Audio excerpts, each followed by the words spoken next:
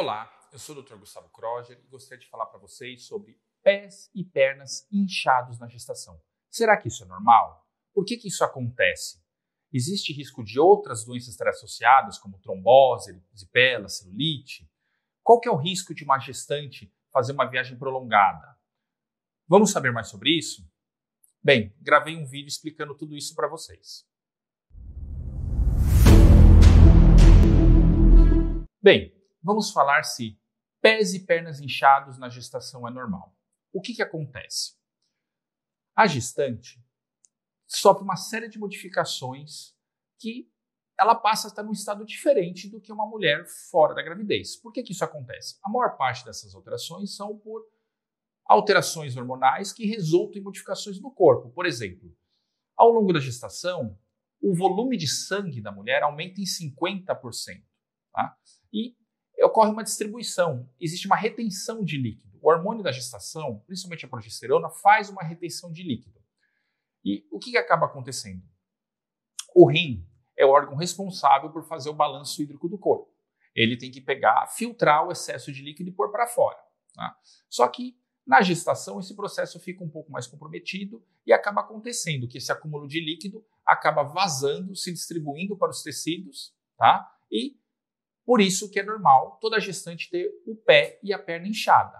Nós médicos chamamos isso de edema, edemas de pés e pernas. Então, isso é normal para toda gestante. Tá? O que é importante? Pé e perna é normal na gestação. Quando a gestante passa a ter edema de mãos e de rosto, isso já é uma forma mais grave de edema e passa a ser preocupante. Nós começamos a nos preocupar em doenças, por exemplo, pré-eclâmpsia, eclâmpsia, doenças hipertensivas da gestação. Não necessariamente vai ser isso, mas se a gestante precisa tirar o anel, ela acha que o nariz está um pouco mais inchado, é um sinal de alerta, precisa procurar o médico.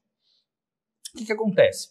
Conforme os pés e as pernas ficam edemaciados, isso pode acontecer também um pouco nos braços, os nervos que dão as sensibilidades, nós temos nervos que seriam como se fossem fios passando pelo nosso corpo, que vão entrar pela coluna e até o cérebro nas regiões sensitivas. O que acaba acontecendo? O edema acaba comprimindo esses nervos que dão a sensibilidade. Quando esses nervos são comprimidos, eles entram em curto-circuito. O que acaba acontecendo? Acaba sentindo choque e formigamento. Igual aquela sensação, todo mundo já teve isso, quando dá uma cotovelada e sente a mão formigando. Por quê? Aqui no braço nós temos um nervo ulnar que passa bem rente à pele junto com o osso. Quando nós damos uma cotovelada em algum lugar e acertamos esse nervo, ele entra em curto-circuito, não entende e dá essa sensação de formigamento. Na gestação, o processo é parecido. A compressão dos nervos vai dar uma sensação de formigamentos. Então, é normal toda gestante ter o edema, o inchaço de pés e pernas, tá? E com isso sentir formigamento, principalmente dos pés e das pernas. Eventualmente, algumas gestantes vão ter também formigamento na ponta dos dedos, pela compressão dos nervos no braço. Isso é normal. Claro, um sintoma leve, discreto, é normal. Se a gestante está tendo uma alteração de sensibilidade importante, persistente, sempre procure um médico, porque pode ser um problema neurológico. Tá? Não é o mais comum, mas sempre tem que ser afastado por uma investigação.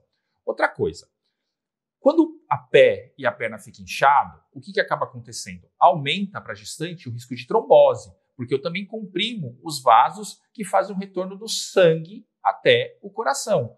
Quando o vaso fica com esse fluxo diminuído, o sangue começa a ficar estagnado nas pernas, isso aumenta a chance dessa gestante ter uma trombose. Então, o risco de trombose na gestação aumenta em 5 vezes em relação a uma gestante que não está grávida. Muitas gestantes não sabem, mas assim, o risco de trombose na gestação é infinitamente maior ao risco de uma mulher usando uma pílula anticoncepcional. Todo mundo fica preocupada. Eu tomo pílula, pode ser trombose? Pode, mas o fato de você estar grávida, esse risco é muito maior. Então, o que é importante?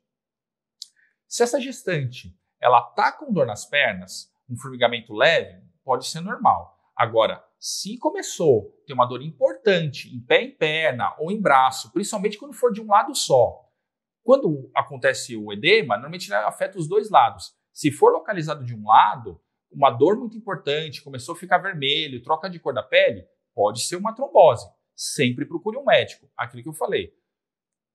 Um formigamento, um edema discreto é normal. Alguma coisa que é mais persistente, mais intensa, sempre precisa ser avaliada. Outra coisa, a gestante tem uma imunidade mais baixa e essa retenção de líquido nas pernas compromete a drenagem linfática, que é importante também para mobilizar anticorpos. Então, a gestante tem muito mais risco de ter uma infecção na pele, principalmente na perna.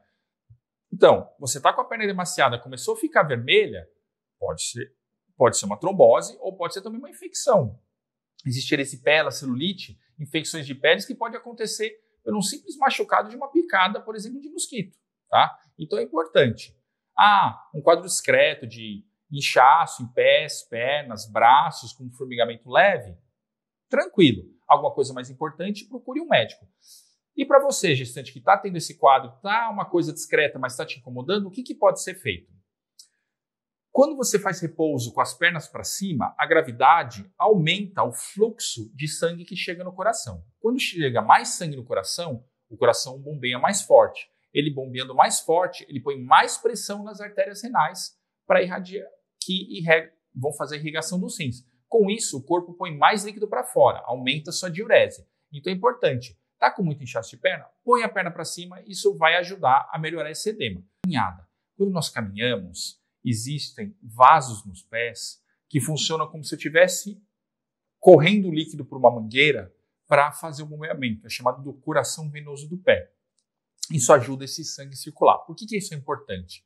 Por exemplo, em situações de viagens prolongadas, onde a gestante vai ficar muito tempo sentada, é interessante que a cada 2 horas ela se levante e ande um pouquinho para ter essa mobilização de líquido e reduzir o risco de trombose.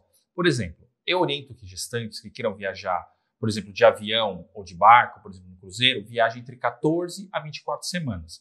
Antes das 14 é mais por uma questão do risco de sangramento, tá? Para ter melhor suporte, e depois das 24 semanas é a habilidade fetal, o bebê já pode nascer, por mais que seja perigoso, então a maior parte das operadoras de navio e de avião não permitem que grávidas viajem nisso. Claro, uma ponte aérea, alguma coisa mais curta até é possível.